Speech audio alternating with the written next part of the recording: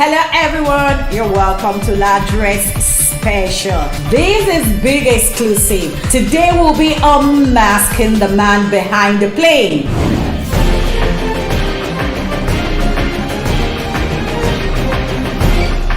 Ifechukwu Onyema. He is the Chairman Chief Executive of West Africa's biggest airline, Airlines.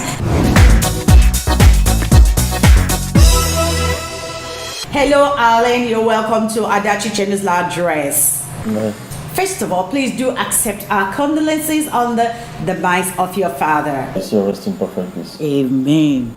I know that your father must have played a huge role in molding the man you are today. Of course, I was very close to my father, and everybody or anybody who knows me knows that I'm very, very close to my dad. When it happened, and when people heard it, the first thing most people were saying was, "How would Alan take this?"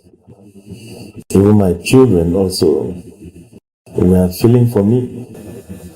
And my wife was feeling for me. Even my siblings were scared for me because they knew I was very, very close to my dad. My dad was my best friend, an honest man, a disciplinarian to the core. My father abhorred dishonesty, and my father loved mankind. Some of the things you see me doing are acquired from him. He was a fair-minded person, never wanted to hurt anyone, but abhorred dishonesty with anything he could muster. So I took that from him. My father was like an activist. I'm an activist myself. My father supported most of the things I did growing up, and most of the things I'm doing even now. During my school days, I could rise up against the school for one thing or the other. My father would take sides with me. The first thing he would ask is, what happened? And I would say, well, some people wanted to cheat. And I said no. And they went after me, and I went after them too. So my father would say, there you are. This child deserves every support for him to grow up this way. Even in my hometown, in those days, I would go home for holidays in the East. And I became a member of my town student union body in those days at the age of 12. I was in class 3.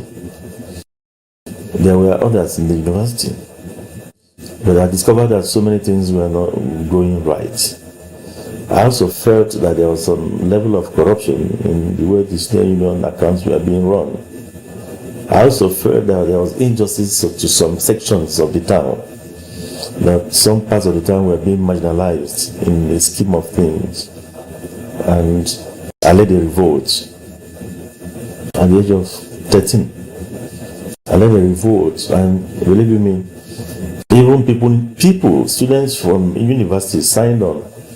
I drew up a speech. It was a speech I drew up to overthrow the government of the student body. And I was going from hamlet to hamlet, house to house, trekking, getting people to sign. And parents didn't understand. I was giving this little boy impetus, and people just naturally followed me. And on the day of the Student Union Body Convention, I had already gathered a lot of people, dozens of them, supporting me, and we made sure we overthrew the Student Union government that same day. So I've been an activist. I'm afraid of nothing. I'm only afraid of God, and I know God loves me, and God is in everything I do. God uses me to do things. I can just dream about anything, and I tell God I want to do it, and it happens. Okay, first of all, you came about this airlines. Did you just dream of owning an airline, and then it happened? You see, in 2007, actually, I was never involved in aviation before. My very first stint with aviation was in 1998. My real estate business was booming.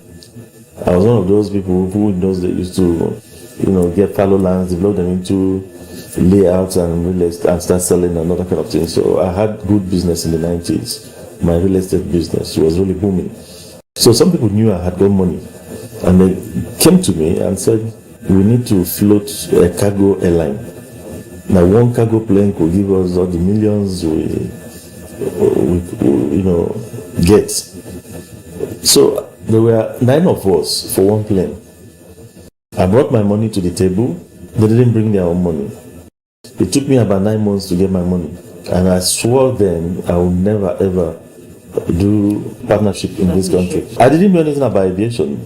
I just wanted to contribute to be a part owner of whatever they were going to do. They would manage it. Some of them were pilots and people in aviation. I didn't know anything about aviation. That was then, 1998. It was until 2007. I was looking for ways of creating jobs because I was doing a lot of philanthropy, and I would give people money and they would come back and ask for more. Some people would meet me and say, oh, I want to do business. I want to do business, give me money, I need this money, I need this and that. And I'll give them. And they will come back, tell me some stories just to get more. And my father didn't like that. My father felt a lot of people were feeding on my kindness and calling me a fool. So my father was looking for ways of bringing permanent changes in people's lives. He now called me and advised that he was tired of people thinking that you are stupid. They'll take money from you and give you the nose and walk away and come again. Look for something you could do that could touch a lot of lives. Me too, I was looking for something like that. That was actually my promise to God. Bless me and I'll use whatever you give me to touch lives of indigent people. The life of giving is something that is ingrained in me and even my wife. So it was not long, somebody now advised me to go into aviation. Now one Boeing 737 will give 1,000 people jobs. I naively believed that, and I began to pursue that ambition to float an airline in order to give people jobs. That was how I started in 2007. So I started educating myself. I started studying why did Nigerian Airlines fail. I started, schooling myself. Before I knew it, I became passionate about it all. So it was not until I think about 2010 or thereabout, I got Airpeace Incorporated. I named it Airpeace because I'm in peace building. I've always been peace building all my life, right from childhood. So I have other businesses that are peace this, peace that. So when I decided to float the airline, I named it Airpeace.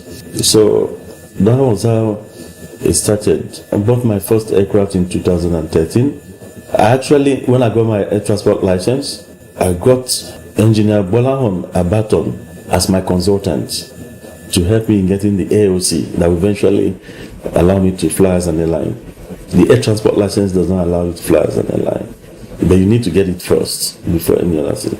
And I told him what I wanted. So we went searching for planes. The first plane we bought was a Ethiopian, very powerful aircraft, and it was the first plane we bought. So that was in London. Then we traveled to Germany, to the factory where they manufactured this, and we bought another one, another Donia 328 jet. Then we traveled to the United States. We bought another one, another Donia 328 jet. Then we now came back to London, and I said, now, well, that means these 3 jets could give us 3,000 jobs. Balon laughed. Well, in fairness to Balon, he taught me most things I knew. I respect him, I love him. He taught me most things I know in aviation today. He brought me up. He told me in fact, he taught me the basics. Aviation, the basics. As at that time, you were floating an airline, you already started buying plane. I didn't know what cycles meant. It seems, oh, this plane has done 20 cycles. I didn't know what that meant. Cycles means landing. The number of landings. You only focus on the amount of people you're going to. Yes, I was naive. So Bala now laughed and laughed and laughed. Said, no, these 3 planes, you don't even need more than 4 people to market it for you. Now all you need to employ some fine chaps, smart chaps. They'll be marketing charter. You will be making money. In those days, charter was booming. So he told me that we could make as much as even $50,000 daily on one aircraft. So he calculated the money was so much. However, I wore a long face. I was very, very angry. And Bola now said, Chief, what's the problem? I said, but this is not what I wanted. He couldn't believe it. He's alive. He's a man I respect so much. He could tell you this. I said, but this is not what I want. So I got angry in London. We got back from Texas to London on our way to Nigeria. I made food for both of us to eat. At times I like trying myself, cooking. At times I could start making stew and it end up being soup. And you drop your rice and eat eba. That kind of thing. So I used to cook for myself and Bolano. We were having a nice time. So, but that day we quarreled. I was very, very, very angry because I thought this was it. In fact, my mood fouled the atmosphere in my living room in London. That was why APs had 3 Dunia jets in the beginning. I'm not looking for money. I just want to give people jobs. But what you've just told me now is that these 3 planes will make me richer. But how about the people I want to give jobs? He said, no, you don't need people on this. That means you want a full-blown airline, commercial, scheduled flight operations. That's what you want. I said, yes, that's what I want. He said, my dear, it's a very, very risky business. It's capital intensive. It does not give you returns. In fact, if you are very, very prudent and if you manage it very well, then of course, 7-8 years down the line, you start getting maybe returns, maybe very marginal, maybe 1%. That's what he told me. And I said, does it mean I will lose everything I've got? He said, no, if it is well managed, your capital will still be there, but no gain. And it's very risky. Any little thing, you could lose everything. I said, the God I serve will not allow me to lose anything. Because the intentions behind me doing this is to create jobs. Because somebody told me, he said, yes, airline business, it can create massive employment, instant massive employment. But the airline business will favor your staff, the employees. It will favor the government that collects taxes from you. It will favor your banks that will get the turnover or inflows into their banks.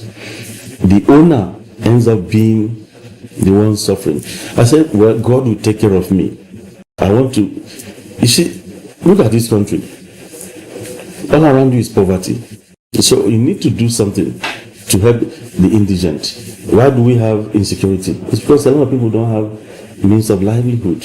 If they have a place to go to every morning, they won't do bombing, they won't do kidnapping, they won't do armed robbery. Though some people, no matter what you give them, but at least the number of people that go into such vices will be reduced drastically.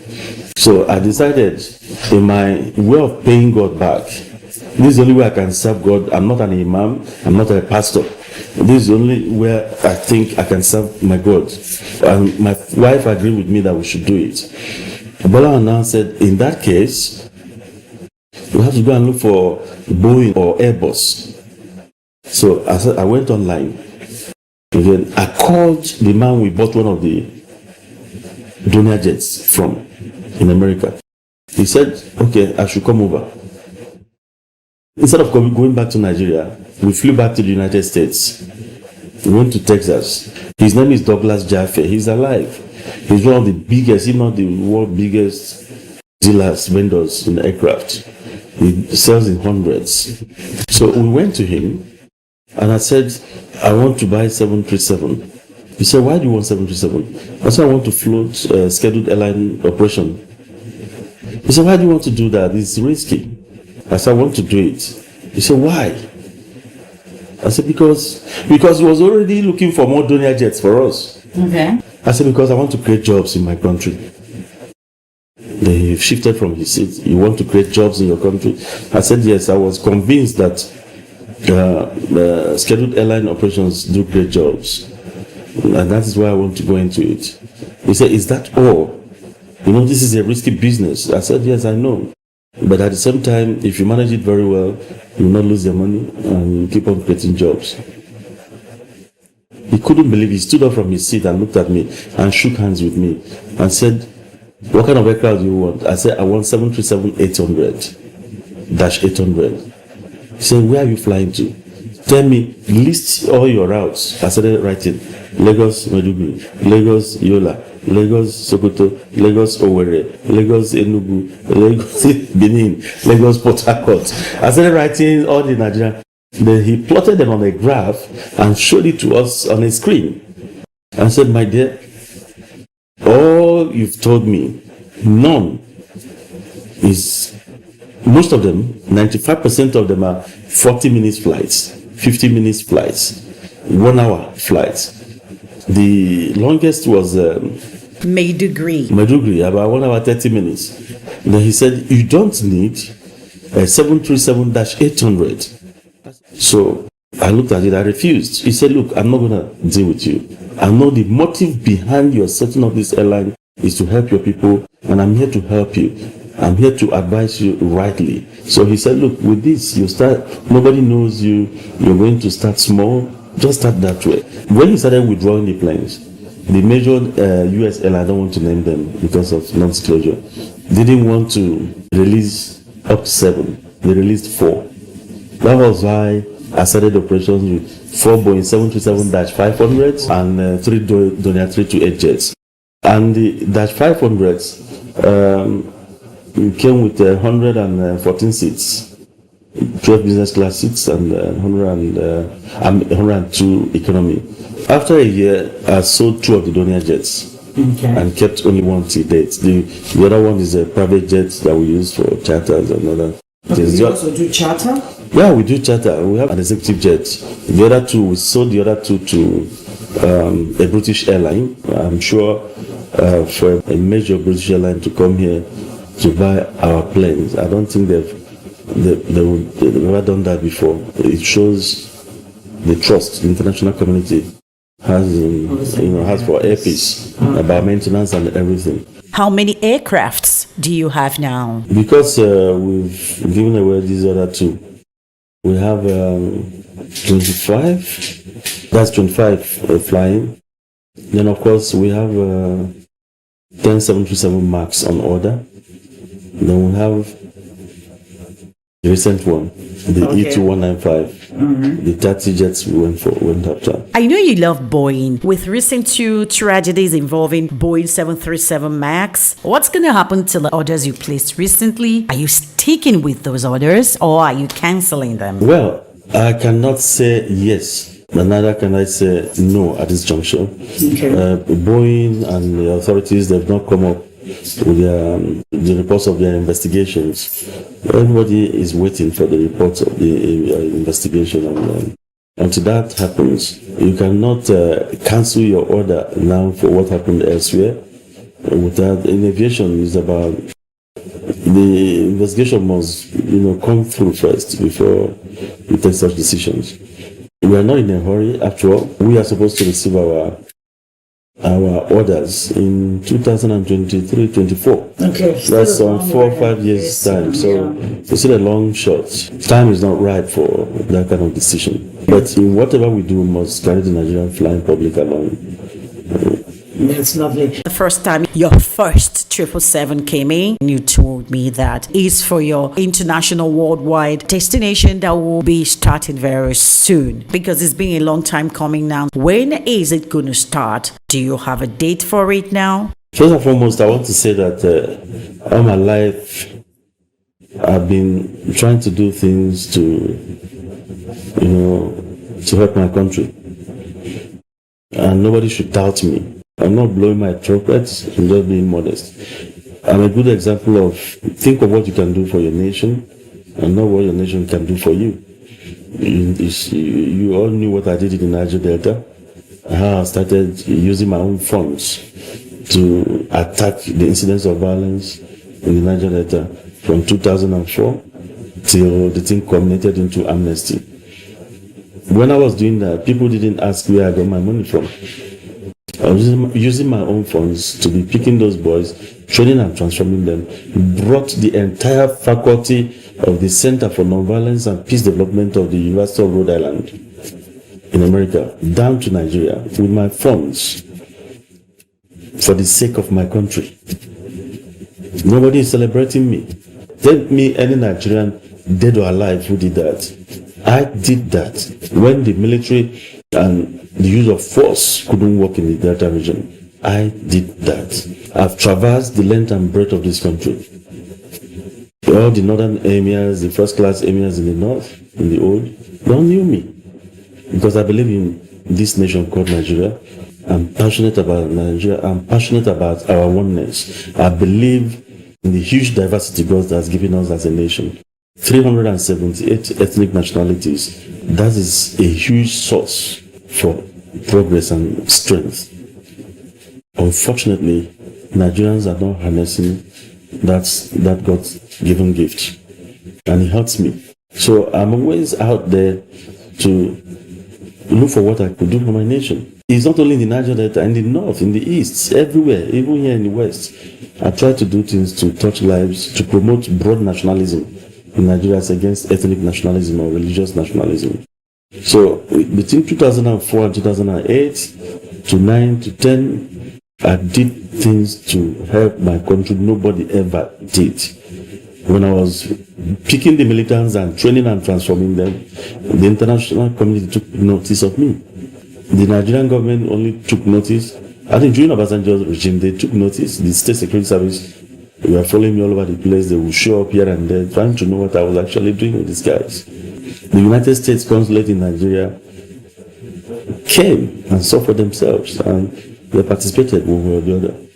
All the oil companies, beginning with Shell, started it up, bankrolling me. But then I had spent millions, hundreds of millions, of my own funds for the sake of my country. So when I say I floated a piece to create jobs, people shouldn't doubt me because it hurts.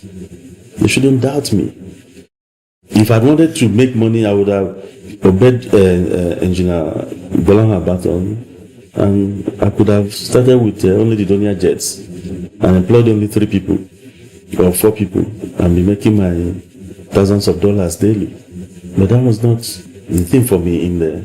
I just wanted to touch lives. And the way APCs run, the staff will tell you that truly, Thursdays I could come out there and ask 200 people, bring your CVs. I don't know them. They come from the far north, far east, west, everywhere. And I employ. But now we are getting over bloated, so we stopped. But we're still going to start again. So the issue of acquiring 777, when we started, I have a business plan that on my 4th year, I will start acquiring wide-body planes. By our 5th year, or after 4th year, we should start doing international operations. And we lived up to our business plan. I started doing the West Coast since 2017. That's about 3 years into our operations. We started the West Coast, about 5 countries now. Now we want to start international operations because I saw a huge gap. No Nigerian airline is doing international. Most Nigerian airlines fell by the wayside. And I have to give you the reasons why. A lot of people will say, oh, governance structure. Nigerians are aware, oh, it's the governance structure of these airlines. That's why the airlines are not doing well. Nobody is giving the Nigerian airline any credit. People should remember that these businessmen who went into aviation must have been successful in other endeavors. Why did they succeed in these other endeavors and failed in aviation? I will enumerate how the circumstances responsible for the failure of airlines in Nigeria. One is the ownership of these airlines. Aviation is a small world. Any little misdemeanor from you, the world hears it. The annoying thing is that it rubs off very badly on all of us. They say, oh, Nigerians are like this, Nigerians are like that. Secondly, the operating environment in Nigeria is very harsh. Government policies not friendly to the growth of aviation in Nigeria. I'm not talking about this present government. This thing has always been there. The cost of running the operations in Nigeria is so high. We produce crude oil in Nigeria, yet our aviation fuel costs more than the people in the US and other places. So in Nigeria, you can't even plan. In aviation parlance, it is said that fuel takes about 40% of your cost of operations. I disagree. In Nigeria, it's a different ball game. In Nigeria, it takes about maybe 70% because you may buy fuel in the morning 250 naira to a liter. By afternoon, they will tell you it's now 300.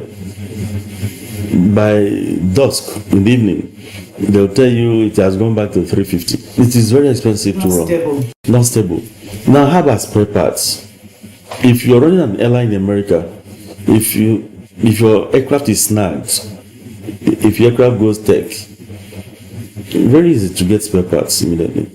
In Nigeria, if your aircraft goes AOG, that goes tech, and you don't have that particular spare in your stores, that aircraft is grounded for several other days. It comes back, you have to order. You know the travel times from US or from the West. By the time it gets to Nigeria, customs may not understand what AOG means. AOG all over the world is treated with dispatch immediately. Aircraft is treated like a human being. In Nigeria, it's a different case.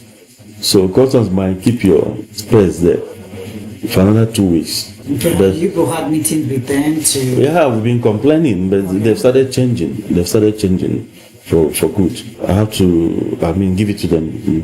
Okay. Now they release our parts as they come. There's an improvement, but there's room for also more improvement. International aeropolitics is another one. Nigerian airlines are struggling to survive under the weight of deliberate attempts to make sure they don't come up. These attempts are made both from within and without. That is why you don't have any airline doing well in Nigeria. The capital flight is so much, and that is also making us to lose jobs. Nigerian airlines could have created for their citizens the foreign airlines. Nigerian route is the most profitable to most of these foreign airlines. All the foreign airlines in this world, the Nigerian Lagos route is their most profitable route. From Lagos to London, 6 hours flight. You pay more than somebody traveling from Johannesburg 9 hours to London. And full load at all times. So all the foreign airlines are having a feast on Nigeria, and they will never want a Nigerian airline to succeed. What of insurance? The outside world, they have a way of blacklisting, a way of stigmatizing Nigeria. They say Nigeria is so unsafe. Because of that, your insurance is like this. It's very huge. What I use in insuring one plane is what in the developed world they use insuring about 4 planes. Okay. So how do you want Nigerian airlines to break even? And at the same time, the law in Nigeria says that you must go through a Nigerian company, a Nigerian insurance company. That's the NICON law. You must go through a Nigerian insurance company. And all the insurance companies in Nigeria put together cannot even insure one plane alone. They cannot afford to insure one plane alone. Yet, you must go through a Nigerian insurance company. So, they will be the ones to now access the London market for you. Because of that middle someness, the thing is increasing. There's an insurance company. When my spare part stores at the airport was gutted in fire 3 years ago, as I speak to you, I had to bring in the senior advocate of Nigeria to take them to court. They don't pay claims. The Nigerian insurance. The Nigerian side. Okay. Because I went through them. They were the ones who are supposed to sort you out. They will start telling you stories. So God forbid, assuming something happened, something greater, happened, what could have been the fate of the airline and the passengers? So we have to do another thing. People don't know what it takes us to carry them from point to point in this country. So in EPIS, we decided to change all that. Not because we want to make money. All I care for is the lives of the thousands of people that EPIS have given means of livelihood in the last 4 years of our operations. And that is what gladdens my heart. They are not afraid of me. Anywhere they come around me, they clog around me. They know I love them. They know EPIS is for them. And the staff of EPIS are protecting EPIS with everything they've got. That does not mean we don't have some bad eggs within. You must have some Judases when you have 12 people. But EPIS is for them. Everything we make is in there.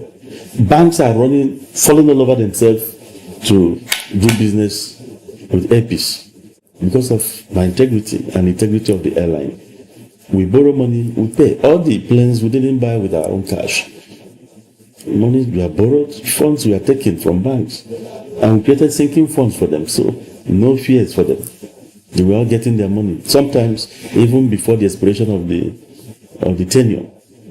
Most times, not sometimes, most times. So this is the reason for our growth. The banks are there. Even the recent order of 30 E2195 Embraer jets is being supported by foreign financial institutions that believe in EPIS. So EPIS is laundering the image of this country positively. And we deserve to be supported by everyone, both the government of Nigeria and the people of Nigeria. If they support EPIS today, it will rub off on other airlines very soon. Because the world is taking notice of EPIS and are saying, oh, this is a Nigerian airline, they have integrity. That's why foreign financial institutions are involved in our E2 projects, because they believe. So if EPIS could come out of Nigeria, that means there are some other good people in Nigeria. The world, they don't believe that there's anything good in Nigeria. Yeah. So all of a sudden, the Nigerian airline is getting it right. And the world, every day we receive requests. Come and discuss with us. This Embraer order, where will you be deploying them when they finally arrive, and when are they actually going to be in the country? The good thing is that the Nigerians will start experiencing the beauty of these Embraer jets next year. It's from May next year, so close. Very powerful aircraft. It has a steep approach capability. That means as we have risings all over the place here, the aircraft can come and do some kind of nose diving, take off in a very short runway, even though it's a big plane. It's as big as the Boeing 737. Wow. It's not the small Embraer like the one we use in doing Asaba and some other small airports. So it's a big plane, single configuration of 146 seats, dual configuration, that is business class and economy, of 124. 12 business class seats and 112 economy seats. So it's a big aircraft. It has endurance that could take it to south of Spain, or side of Italy, or side of France. But mostly we are going to deploy them in the domestic environment and the regional also. And the aircraft is customer passenger friendly. There's nothing like sitting in the middle.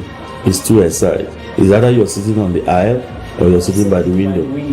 And the width of the seat is big. So even when you're in the economy, you feel as if you're in a business class. And the business class seats are staggered, like the international wide body planes. Staggered, not sitting with each other like this. Okay. Maybe one is in front, the other one is behind, like this. Very beautiful, modern aircraft. Very safe. We are very happy we are going to be the launch customers in Africa. Yeah, and it's something to be grateful to God for. I put sharing within the airline now. Part of the reasons why most Nigerian airlines didn't succeed abroad was because of this code share or lack of partnership with other airlines. Call it code share interlining. EPIS will not do that. EPIS will not go point to point only. We are going to partner with foreign airlines. So wherever destination we are going to, when we get to Dubai or Sharjah, another airline from there will take you from that point to the other point you're going to. For example, with Airpeace, what we are going to give Nigerians on June when we start. Is it official? Their favorite airline will hit the skies. Wow. With very beautiful planes. Any airline in the world could be proud of. So I invite Nigerians to come and fly Airpeace. We are hitting Sharjah in United Arab Emirates. You know, Sharjah and Dubai are together there. The Sharjah airport and the Dubai airport are just about 6 minutes apart or 7 minutes apart. With beautiful airplanes that any airline under the sun will be very proud of. With experienced pilots, experienced 777 pilots who have been flying all over the world for over 20 years. On that day, if you're going to Jeddah, if you're going to Riyadh, if you're going to Mecca, if you're going to India, and not just India, if you're going to Mumbai, Delhi, Hyderabad, Ahmedabad, Pune, Chennai, about 20-something cities in India, if you're going there, and some place in Bahrain, the Gulf region, the entire Gulf region, India and some parts of Asia, Malaysia and others, when you are going to those places, buy a Airpeace ticket, just one ticket. When we drop you in Sharjah, our partnering airline will take you from there. When you check in your luggage in Nigeria, you get the luggage either in India or wherever you're going to. Seamlessly. Connection is seamless. That is what we are offering Nigerians. But beyond that, we are going to do the right pricing for Nigerians. Okay. We are going to make sure we bring down the cost of flying for this country, for Nigerians. Nigerians have been ripped off for so long. We are going to bring down the prices. When we start bringing down prices, Nigerians should remember that these older airlines trying to bring down their prices now are doing it because Airpeace Is doing that. Not because they love them. So they should show the love to Airpeace. Because it's competition. It's competition now. So we are coming to save our country in the, from the hands of foreign airlines. So another thing we are going to do for Nigerians that is never done before. Wherever your base is in Nigeria, and you are going to Sharjah or Dubai with Airpeace, we pick you from there. For example, if somebody in Sokoto buys a Airpeace ticket, we pick you from Sokoto, bring you to Lagos, take your luggage, put you in an air-conditioned bus, brand new air-conditioned bus, take you to the international airport, put you on the plane, and fly you out. On whose account? On Airpeace account. And bring you back. On your coming back, we do the same thing back to you. So if you're flying from Calabar, from Benin, from Enugu, from Owerri, from Port Harcourt, from Abuja, or anywhere, once you buy that our ticket to any destination we are flying outside the country, not any destination, international destinations like India, Johannesburg, Sharjah, we pick you from wherever, get to the Lagos airport. Your luggage is compartmentalized, in different compartments. We take your luggage, seamlessly put you on a bus. We take you to the international. You don't need to tell your driver to come and wait. We will do everything for you and put you on our aircraft, and you travel peacefully to United Arab Emirates. And when you get there, we are going to provide bus that will take you to the center of the city. For economy passengers, for our business and first class passengers, we are going to give them chauffeur-driven limousine. Coming back to the airport, they come and pick you. Okay, and bring you back. Fine. And this service is it going to be continuous, or it's just going to be? It's going to be continuous. Last for a while. No, the service of chauffeur-driven buses and limousines is going to be permanent. Even the one of picking you from your point A to point B, yes. Until you are able to fly from Kano to Dubai, from Enugu to Dubai. But for now, everyone flying us should expect to be picked from wherever you are, and we'll take you to Dubai. And if you're flying beyond United Arab Emirates, our partnering airlines are there. to take you. You don't even touch your luggage. You don't even know where it is until you get to your final destination. All right, I'm really very excited. Anyway, there's something I've been wanting to ask you, Alan. The first time I flew a piece, when I heard a piece, all right, in my mind, I said, waiting person no go see for this country. Which one now is a piece now? Eh? So eventually, when I went through a magazine, you have an in-flight magazine, immediately I fell in love with the airline. I said, okay, this man knows it's not just an airline that wants to come and go. Because when I started reading, I learned how important family is to you. Whatever you are today is because of your family. And that this one is named Alice because she's your wife. I say, yeah. I didn't even know the name of the aircraft that I even bought it. So when I came down, I took time and started, noticing the names. Ifechukwu, Nena, Obina, Alice, Peggy, Ifechukwu. So how did you, come about naming your aircraft after? I don't know who those names, Well, they are members of my family. You see, we have vices all over the world because of breakdown of family, virtues. If the family, because of the family I come from, there are certain things I will never do because I'll be so scared of disappointing members of my family. So family helped in bringing me up. We are very close to my family. So when I bought the first 7 planes, I named them after my 4 children. The 4 737s were named after Onyema, Chinonso, Obina, Ifechukwu. Then the other 3 jets, the junior jets, one was named Michael after my dad. Yeah. May his soul rest in peace. The other one after my mom, Helen. May her soul rest in peace. Then the third one was named after my wife, Alice. So later I sold 2 of the jets, and when I bought 2 more 737, I replaced the names. You could see one Alice Onyema Onyema. Another one has Helen Ekusi Onyema. That's my mom. Okay. So as I was buying, I bought more. My father had 6 siblings. There were 6. My uncles and my auntie. So one was Oliver Ositadima Onyema, my father's immediate elder brother. Then one had my father, Ifechukwu Onyema. Another one had Captain Jonathan Obiemeka Onyema.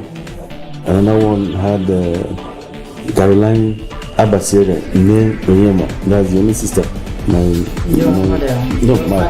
father had. Another one is Isaac Onyema. Another one is Matthias Onyema. Those are my uncles. The same family. So when I finished my 6 uncles, my 4 children, my father, my mother, my wife, I now entered my siblings. Okay. There are 9 of us. Same parents? Same parents. 9 of us. I'm the first child. We lost our mother. My mother left us at the age of 44. She was 44 when she died in 1991. At first, I didn't name any aircraft after me. So I started naming the 6 Embraer jets. I had my siblings on them.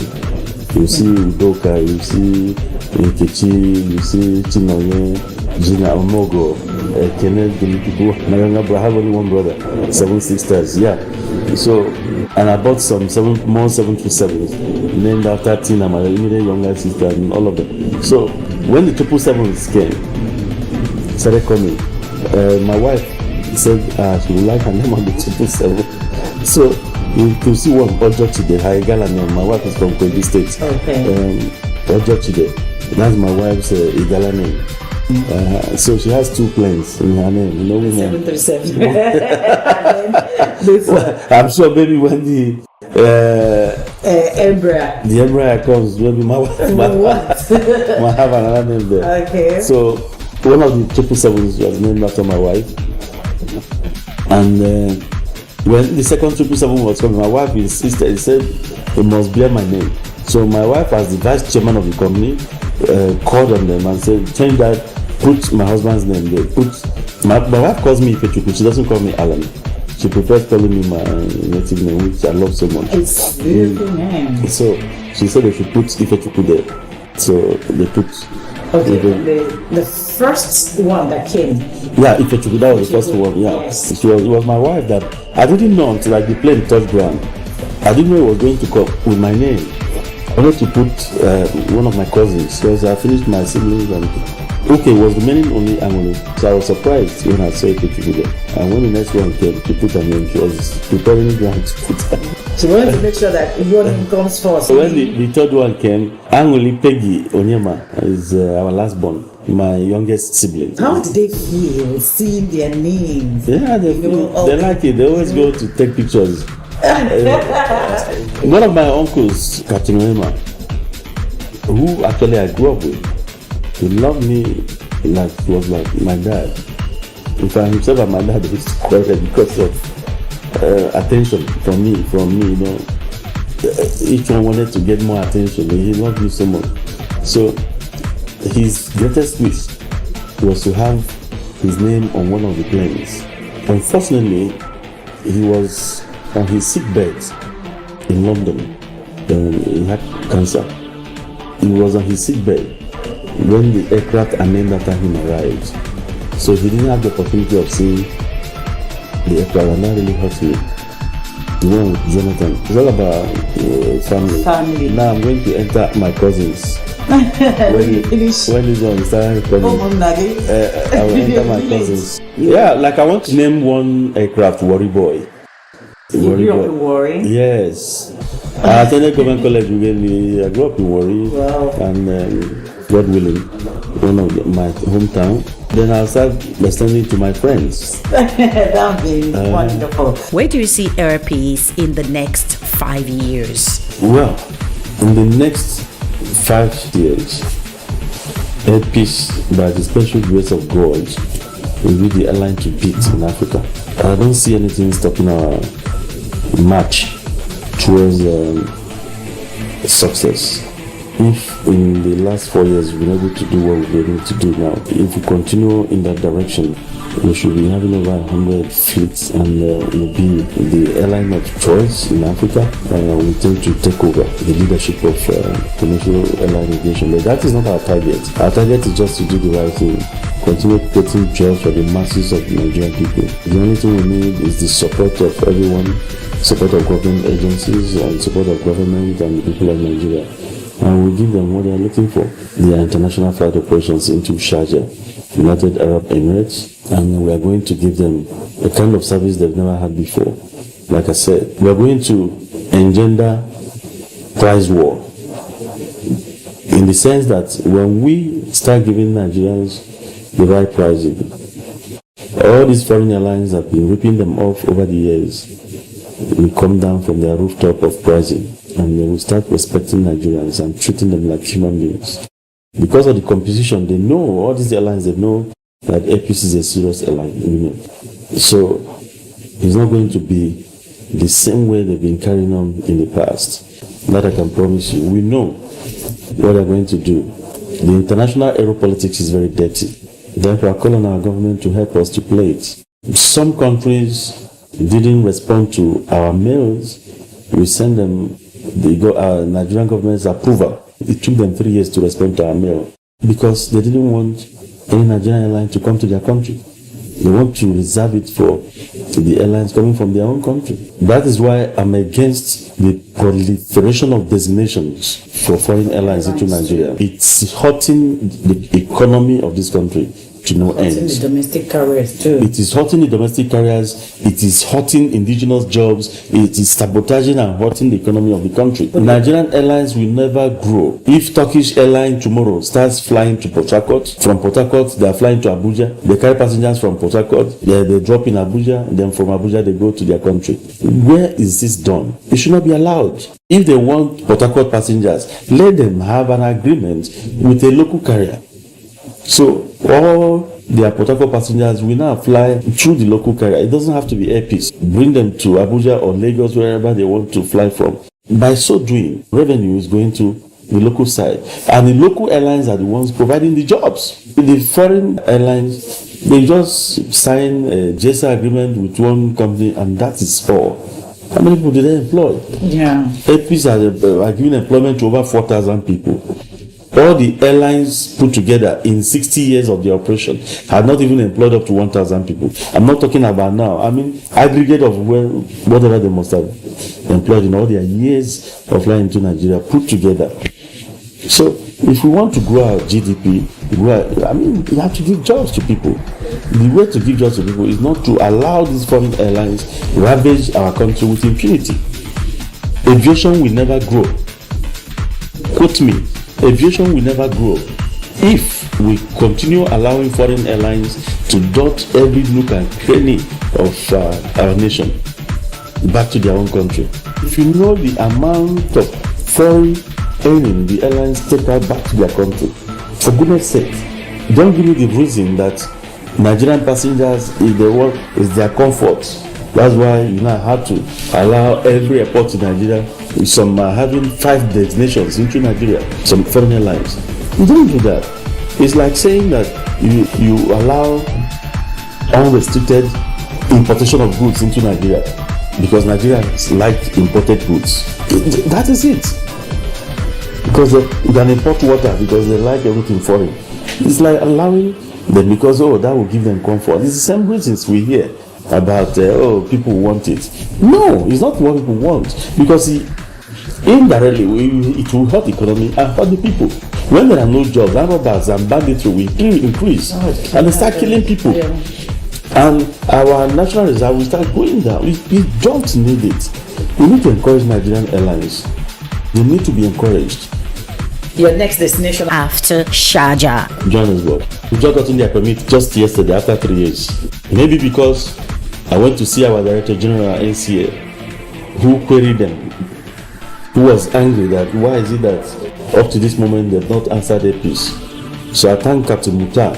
The African countries, they don't want you to come to their country. It's just like the single African air transport market is not working. It's lopsided against Nigeria. Because Nigeria has a flying public, they don't have. All of them want to come and carry from Nigeria. But they don't want us to come and take Yes, when you get to their country, they heap charges on you and you'll never be able to do anything there. We've lost over 1 billion flying the West Coast. We just continue flying because we want to see if our government will help us to get these countries to create a level playing field. If not so, APs will soon go to court to start stopping some African airlines from coming into Nigeria until they create a level playing field for the indigenous airlines and our own from Nigeria. Wow. We must protect Nigeria. Thank you so much, Alan. There's another video of Alan Onyema that I shot with him inside his first 777 when it landed Murtala Mohammed International Airport. Is a video that you all must see.